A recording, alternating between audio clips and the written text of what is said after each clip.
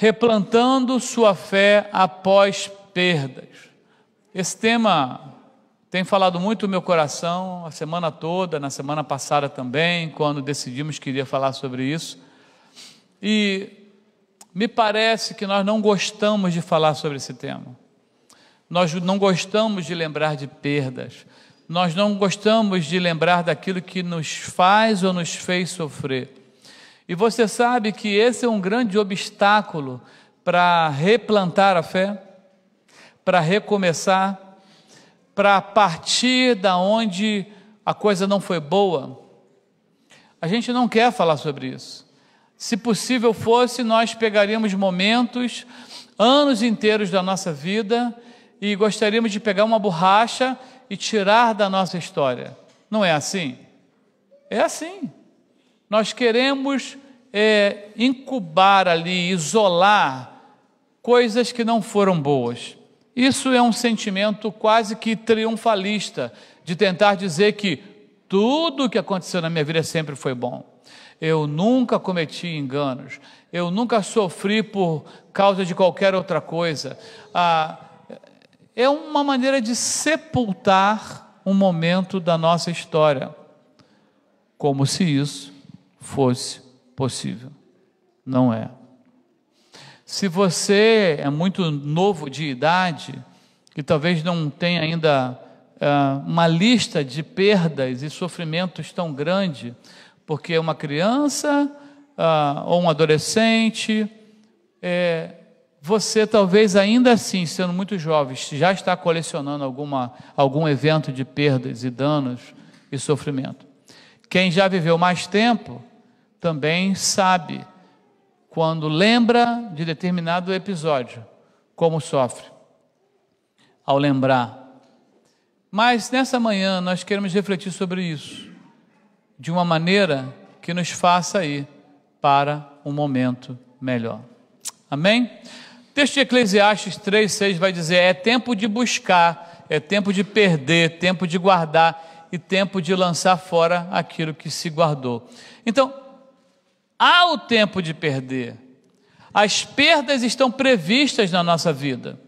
Há alguém que poderia dizer: mas eu não quero perder, eu não quero sofrer, eu não quero me decepcionar, eu não quero ficar sem aquilo, eu não quero ser lembrado daquilo, eu não quero passar perto daquele lugar onde eu tive um tremendo dissabor, eu não quero passar perto daquela pessoa onde eu tive um grande dissabor, eu não quero passar perto daquela igreja onde eu tive uma decepção, eu não quero.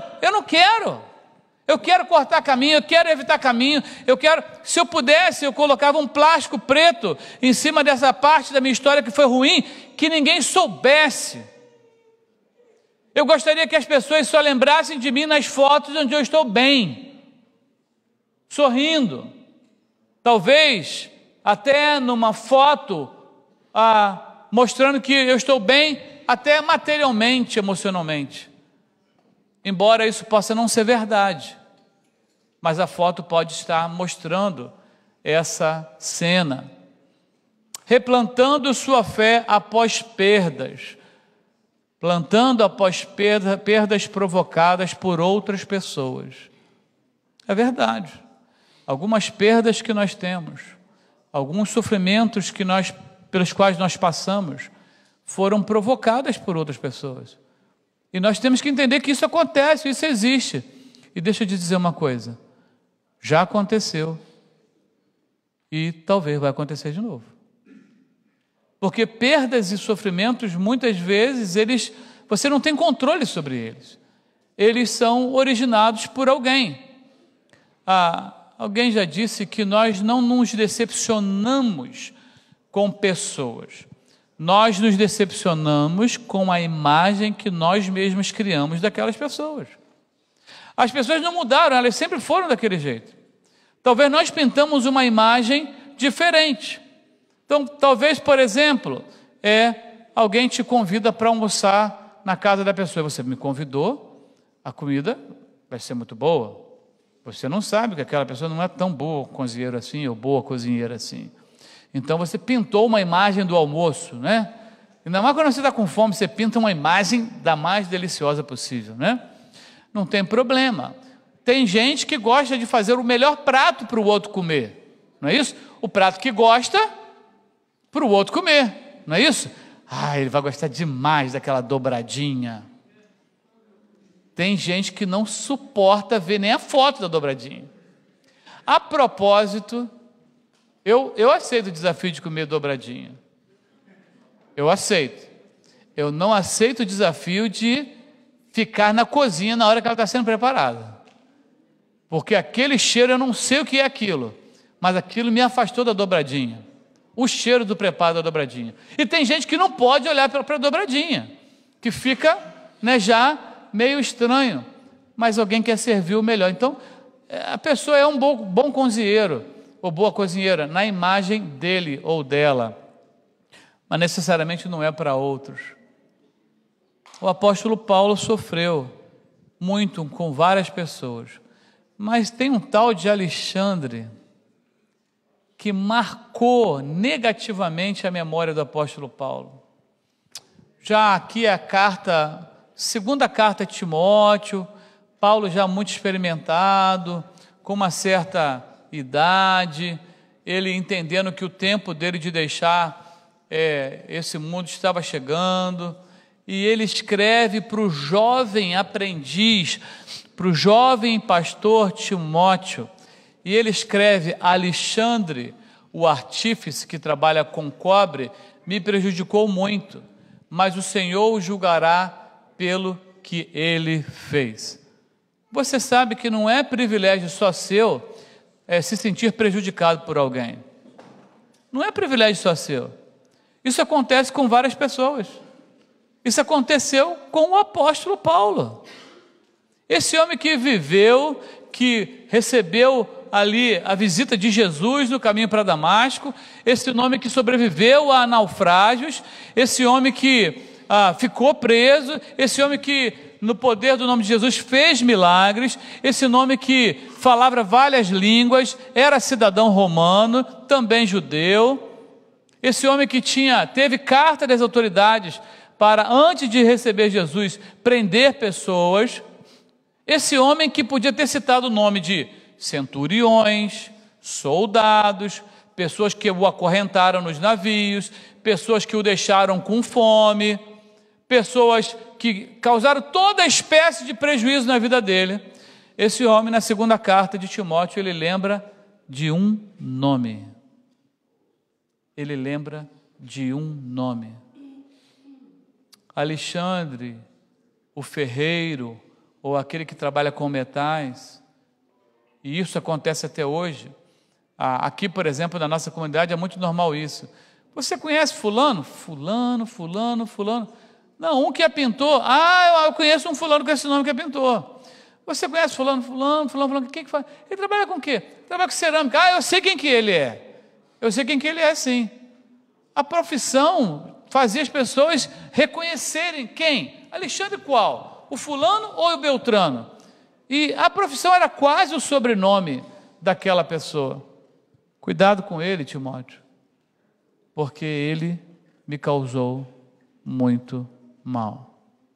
Sabe, é possível que cada um aqui tenha uma relação, ou uma história, ou nomes que talvez você também pense como o apóstolo Paulo. Cuidado com ele, porque ele me causou muito mal. Ao invés de sugerir que Timóteo mandasse uma tijolada lá na cabeça do Alexandre, Paulo vai dizer que o Senhor o julgará pelo que ele me fez. Não ficou claro o que foi. Ficou claro que Paulo sentiu esse prejuízo. E que agora ele repete: ele me fez mal.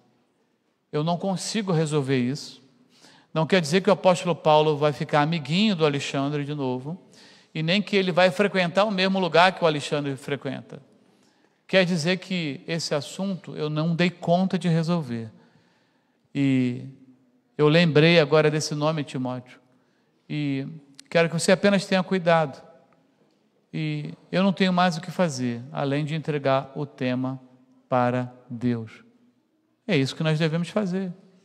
Eu tento replantar a minha fé quando eu tive perdas que eu reconheço que foram causadas por alguém. E o problema é que eu não posso, a cada perda que alguém me causou, eu não posso amarrar a isso à minha vida e viver arrastando essa perda, esse sentimento, porque hoje é o nome de fulano, amanhã pode ser outro nome. Eu não posso fazer com que as perdas causadas por alguém sejam âncoras na minha vida. Eu preciso continuar vivendo, e eu preciso viver leve. Para viver leve, deixa que Deus julga, eu não dou conta. Eu vou ser uma pessoa pesada e amargurada se eu não fizer desse jeito. Eu também preciso replantar a minha fé após perdas que têm outro tipo de origem, após perdas provocadas por situações imprevistas. Eu acho interessante que nós tentamos dar responsabilidade a nossas perdas para alguém.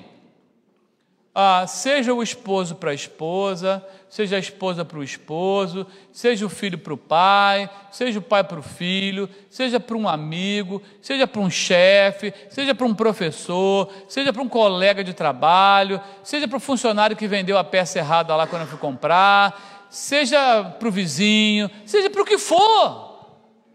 Nós temos, parece que, a necessidade de dar nome para o causador da perda. Mas a Bíblia fala que algumas perdas, elas acontecem por situações imprevistas. Você terá perdas que vão acontecer porque você está simplesmente vivo. E elas vão acontecer.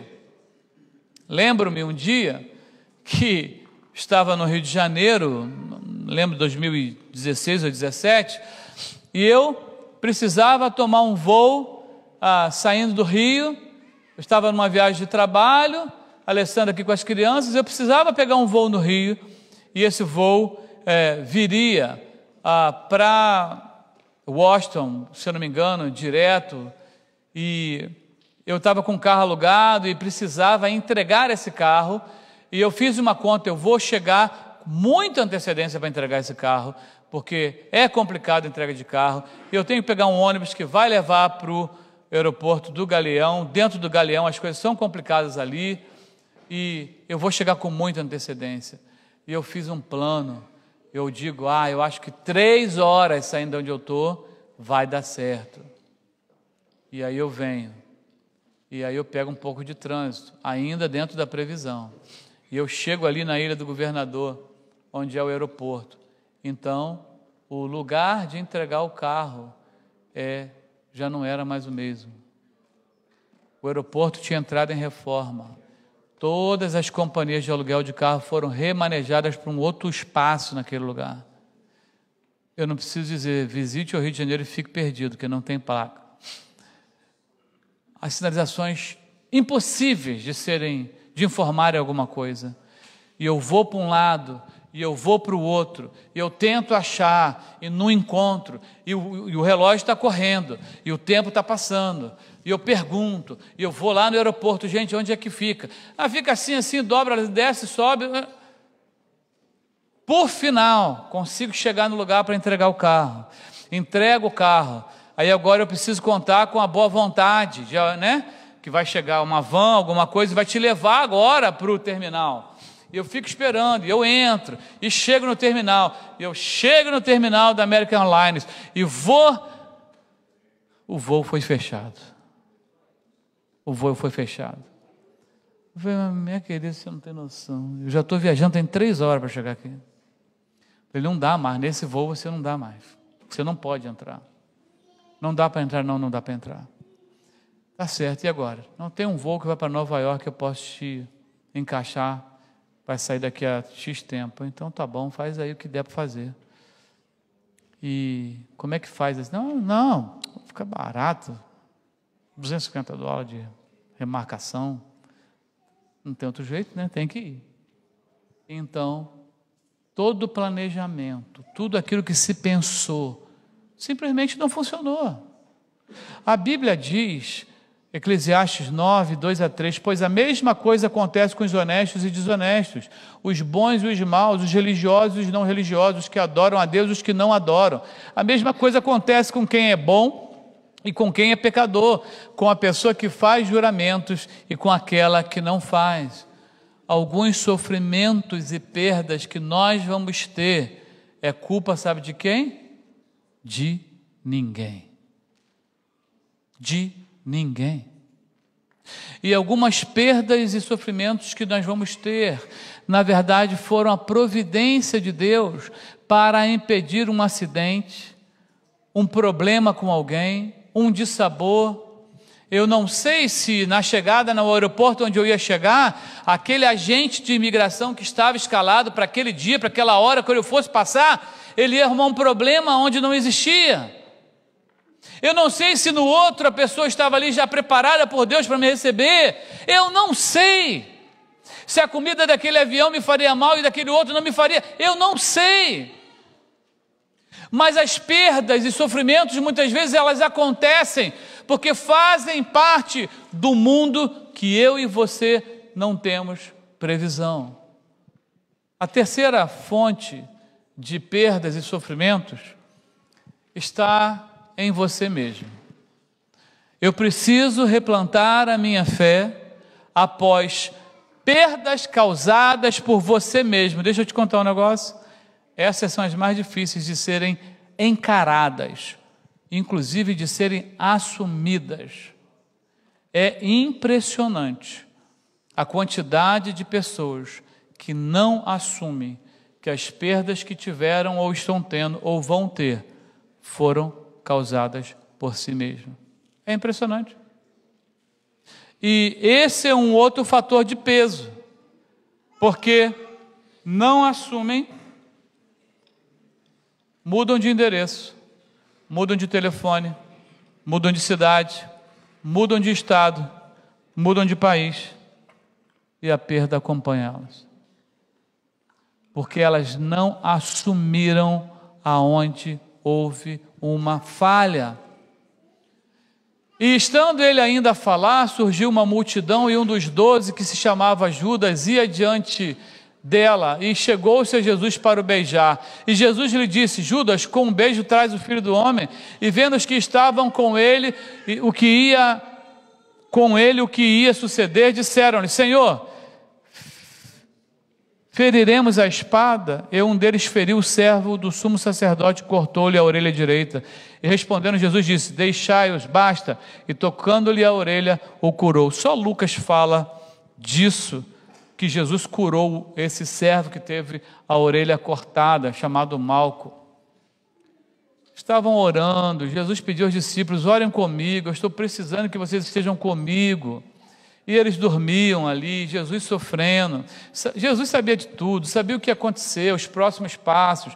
Chega Judas com mais alguns religiosos, mais guardas, para prender Jesus. O código era: eu vou beijá-lo, e esse que eu beijar vocês podem prender, porque esse é Jesus. Jesus falou: eu estava com vocês o tempo todo nas ruas, no templo, na sinagoga, não cometi crime nenhum, agora vocês vêm aqui com uma porção de gente para me prender. O que é isso? Pedro andava armado, e estava armado. Esse é o problema de andar armado muitas vezes, não é? O problema não é a arma, o problema são as emoções de quem usa a arma. E de repente Pedro: peraí, que é comigo mesmo. É comigo mesmo. Vai vir assim na covardia para levar o mestre? Vai ser na covardia? Não. Vocês são muito, mas não são demais não para mim não. E ó, já pegou a espada e mandou na orelha do cara.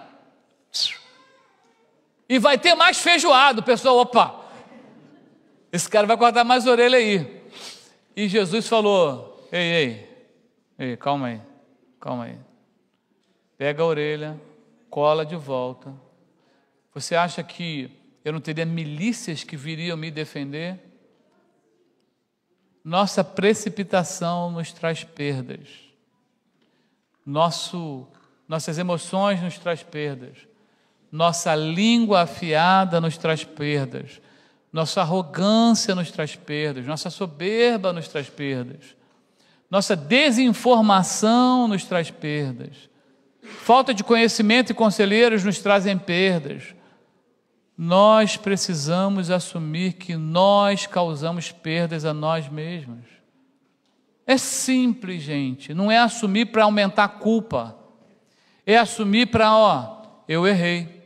Senhor, eu errei. Senhor, eu preciso de melhorar nessa área. Senhor, não carrego mais essa arma está quase que eu vou para o cilindró. Jesus, ainda bem que Jesus colou a orelha do cara lá. Eu não posso andar com isso. Eu não posso andar com o celular porque eu vou bater o carro. Se eu andar com o celular, porque eu vou querer passar mensagem, ligar, fazer tudo para todo mundo. Bota o celular na mala do carro, pronto. Quando você parar o carro, você pega ele da mala do carro. Que limites você já viu que não dá para você? Esse é o ponto. Quando eu reconheço que algumas perdas foram causadas por mim mesmo, eu preciso identificar o ambiente onde elas aconteceram. Quando eu estou debaixo daquele tipo de pressão, quando alguém me compara, quando alguém duvida de mim, quando alguém acha que eu sou inferior, quando alguém acha que eu não vou dar conta, ou quando eu vejo alguém que tomou a decisão certa e eu estava ali junto, poderia ter tomado a mesma decisão e não tomei, eu vou e tento prevalecer. Em que ambiente você é tentado? E aonde você mesmo, por seu próprio perfil, a sua própria constituição emocional, assume a fraqueza que você tem. Se é casal, olha, esse assunto é melhor que ele resolva, que ela resolva. Esse assunto eu não posso responder agora, eu preciso de tempo para responder. Eu preciso de tempo para responder. É impressionante como a precipitação e como nós mesmos somos inimigos do nosso sucesso e da nossa vitória. Perdas que eu mesmo causei precisa de uma boa injeção de fé e o replantio dessa fé na minha vida, para que eu volte a crer, para que eu volte a ser uma pessoa equilibrada em Deus. Interessante que Pedro corta a orelha de Malco. Jesus é preso. E Pedro vai tentar ir para o ambiente que Jesus estava preso. E ali ele traz Jesus 3 vezes e briga até com as pessoas ali que disseram que ele era o discípulo. É um abismo chamando para outro abismo. Essa inquietação, esse temperamento descontrolado, ele só foi piorando ali naquela noite. E quando Jesus ressuscita, ele manda o recado para os discípulos: olha, diga a eles que eu estou vivo e eu vou vê-los. Diga inclusive para Pedro, que carregava um grande sentimento de perda. Em quarto lugar, nós precisamos refletir sobre as perdas. Olha, gente, aquele conceito de perdoar e esquecer, isso já caiu há muito tempo, não é? Perdoar não é esquecer. Você não vai ficar com Alzheimer nem com amnésia depois que perdoa. Então, perdoar não é esquecer. Eu quero dizer para você o seguinte: você vai se lembrar das perdas, você vai lembrar de situações, você vai se lembrar de pessoas. Isso vai acontecer porque você está vivo, você é saudável, você tem memória. Eu tenho aqui um corte aqui no meu joelho de 7 pontos que eu tomei e lembro até hoje como é que foi. Lembro até hoje que naquela época, poucos anos atrás, Marcelo, a injeção da anestesia era de metal, a seringa.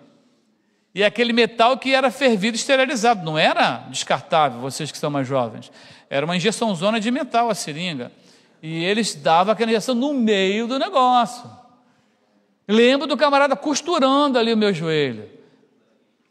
Cerzindo, é isso a palavra? E ali com aquele fio duro ali. Não com muito cuidado para ficar bonito, né? Lembro que naquele pronto-socorro tinha um senhor marceneiro que, fazendo uma penteadeira, alguma coisa, um espelho enorme caiu na cabeça dele. Lembro da imagem daquele homem cheio de coisinha na cabeça, de espelho, cacos de espelho. É porque eu estava vivo, não estava morto, então eu vou lembrar. A Bíblia lembra das coisas, a Bíblia nos orienta a lembrar das coisas que foram boas e das coisas que foram ruins. Nós não precisamos olhar para o passado e lembrar daquela casa que não deveria ter sido vendida, daquele carro que não deveria ter sido comprado, ou lembrar daquele negócio que eu não deveria ter entrado, ou daquele negócio que eu deveria ter entrado, com dor, com ressentimento. Lembre-se de como o Senhor, seu Deus, os guiou pelo deserto, esses 40 anos, humilhando-os e pondo à prova seu caráter, para ver se vocês obedeceriam ou não os seus mandamentos. Deuteronômios 8:2, Deus lembrando o povo daquilo que não deu certo com o próprio povo, humilhando-os, porque você precisava ser humilhado para aprender. Porque se não fosse humilhado, a arrogância e a soberba não permitiriam que você aprendesse. E muitas vezes a perda e o sofrimento vem para te dar uma trava. Você está pensando em que você é o quê? Você está pensando que você vai aonde você quer? Você está pensando que você vai sentar nesse trono de Deus e vai governar a sua vida? Lembrem-se do que ouviu e no que acreditou no princípio. Agarra-se com firmeza a isso. Arrependa-se. Se não despertar, virei subitamente até você como um ladrão. Apocalipse 3:3. Texto que o apóstolo João, na sua velhice em Pátimos, escreve para uma das igrejas que receberia essa carta. Lembre-se para haver arrependimento. Lembre-se de quando vocês caíram. Gente, isso é bíblico. Lembrar da perda é bíblico. Lembrar do sofrimento é bíblico. Aonde foi que eu errei, Senhor? Aonde foi que eu vacilei, Senhor? Aonde foi que eu mesmo originei todo esse problema, Senhor? Lembre-se de quando vocês caíram, arrependam-se dos seus pecados e façam o que faziam no princípio. Vocês vinham bem, vocês caminhavam bem, vocês estavam indo muito bem, até que uma mosquinha mordeu vocês. E aquele ferrão, aquele veneno, mudou o seu trajeto. Foi uma amizade, foi um ambiente, foi um sentimento de cobiça por alguma coisa. Arrependam-se, se não se arrependerem, eu virei e tirarei o candelabro de vocês do seu lugar. Portanto, lembrem do que aprenderam e ouviram, obedeçam e se arrependam. Se não acordarem, eu os atacarei de surpresa como um ladrão, e vocês não ficarão sabendo nem mesmo a hora da minha vinda. Lembrar daquilo que não foi bom, lembrar daquilo que mudou o nosso trajeto, mudou o nosso caminho, lembrar daquilo que gerou uma tristeza, um sofrimento, não é errado. Muito pelo contrário, é necessário. Quando fazemos isso, diante de Deus, perguntando: Senhor, eu não aguento mais.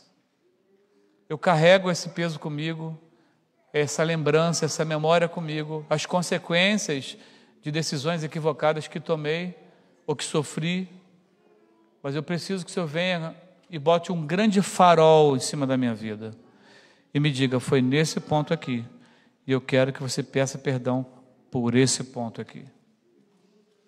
Porque nós precisamos começar do ponto onde houve o prejuízo. Pode caminhar. Precisamos replantar a nossa fé após nos recordarmos de quem é Deus. Olha que coisa interessante. Salmos 63, de 6-8. Quando estou deitado, eu me lembro de ti. Penso em ti a noite toda, porque sempre me tens ajudado. Na sombra das suas asas eu canto de alegria. A tua mão direita me segura bem firme, e eu me apego a ti.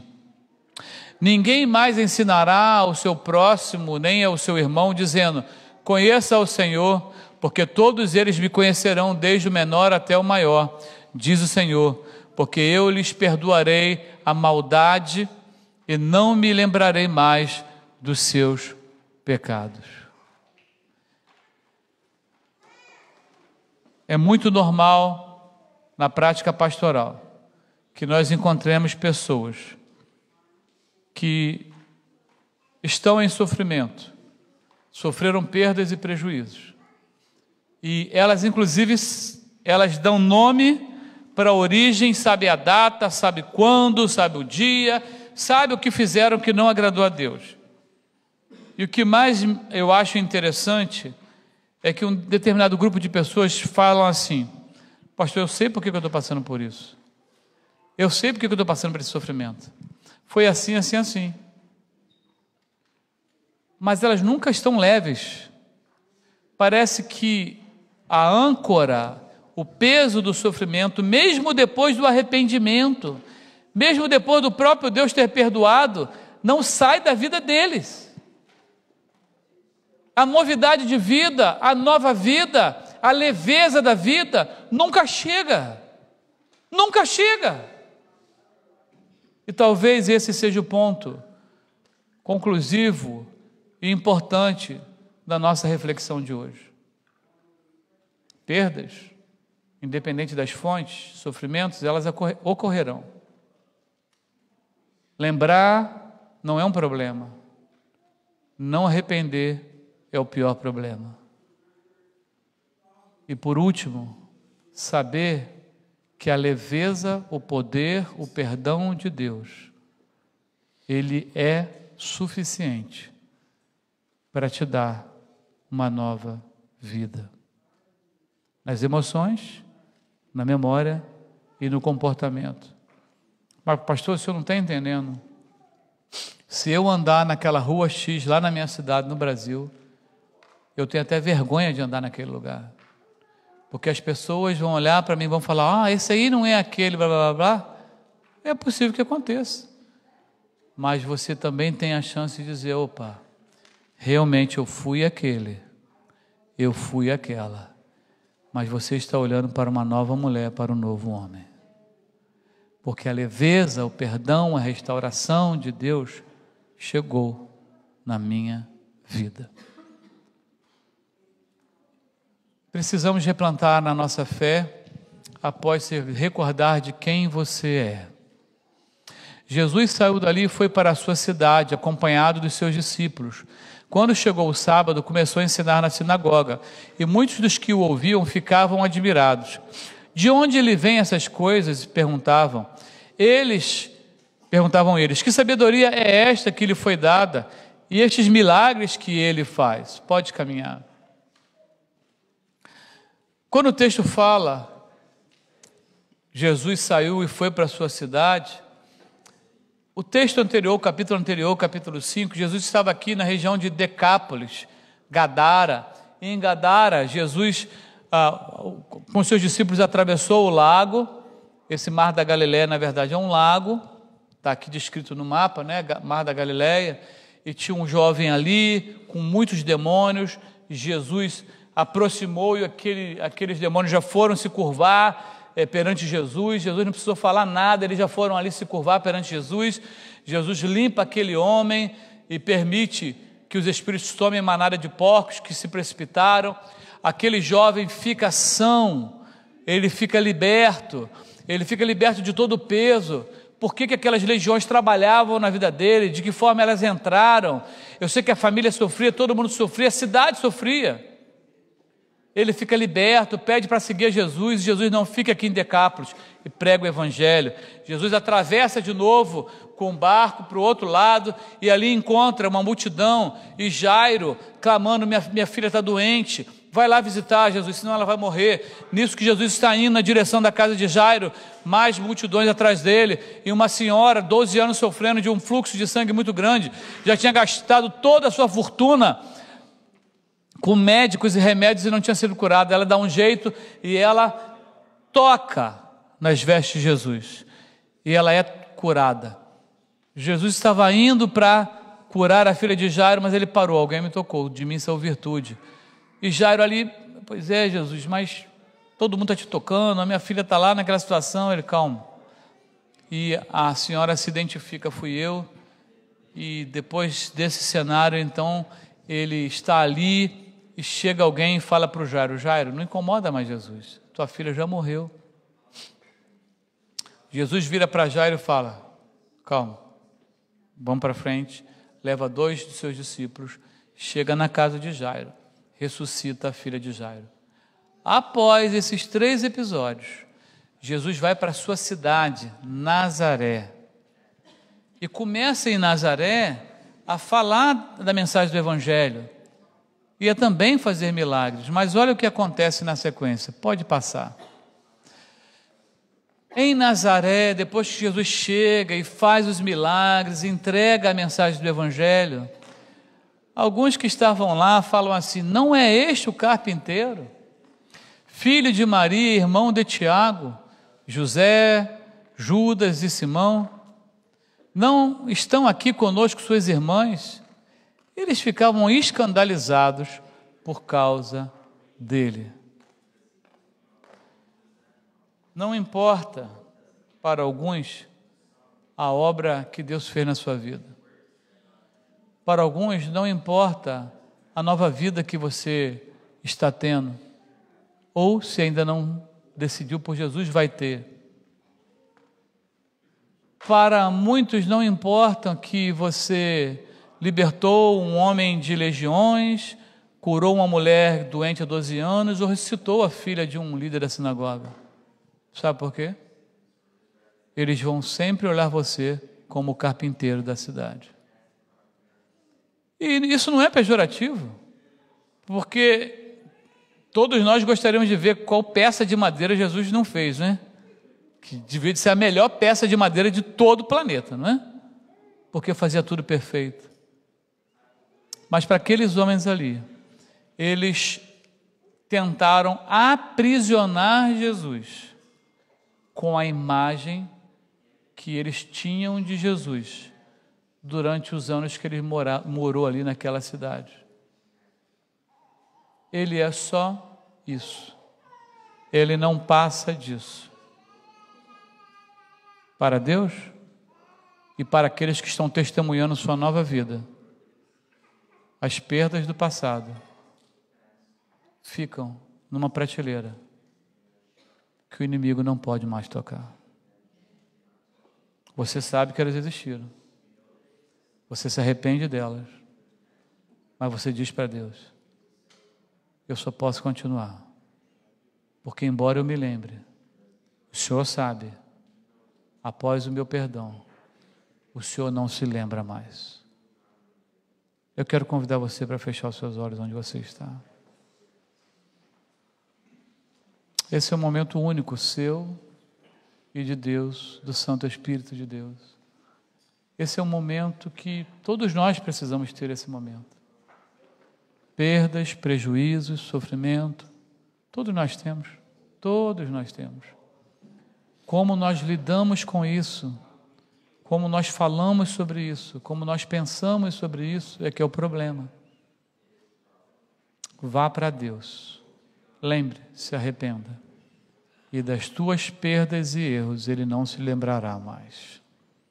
Nessa manhã, Senhor, nós estamos aqui debruçados, Senhor, diante do Teu poder, encurvados diante da Tua misericórdia, Senhor, diminuídos, pequeninos que somos, ó Pai. Quem nós somos, ó Pai? Senhor, e o sofrimento, a perda, Senhor, muros e paredes, às vezes trincheiras, às vezes, Senhor, abismos, pelos quais nós já atravessamos, Senhor.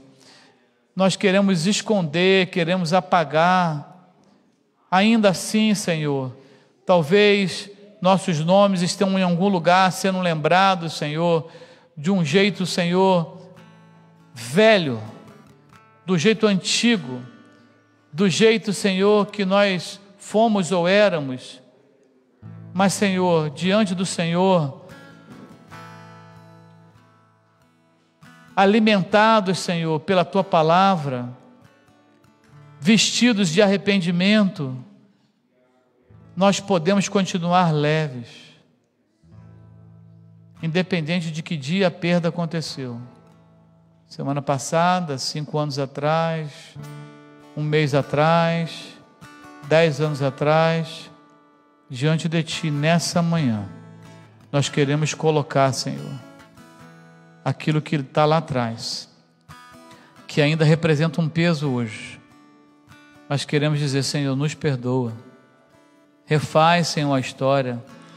Nós queremos, Senhor, continuar leves, não porque nós temos condições de tirar esse peso da nossa memória, mas o Senhor é poderoso, para embora esteja na nossa memória esse episódio, o Senhor é poderoso para fazer a gente seguir com leveza, porque ninguém conseguirá viver com tamanho peso sendo arrastado. Fala com cada um que está aqui, Senhor. Se alguém que está aqui nunca sentiu a mão do Senhor Jesus tocar na sua vida, dando perdão, recebendo o arrependimento, se alguém que está aqui nunca recebeu essa troca de balança, essa balança de Deus na sua vida, onde o prato é leve, se alguém nunca trocou cargas aqui, para deixar as suas próprias cargas e peso, e só vestir aquele peso necessário, aquele fardo leve que Jesus proporciona, aquilo que nos faz andar, Senhor, em perdão. Nessa manhã, pedimos que o Senhor fale com essa pessoa, porque o futuro pertence àquele que pode dar o melhor futuro, e só o Senhor pode fazer isso. Oramos no nome do Teu Filho Jesus e no poder dEle. Amém.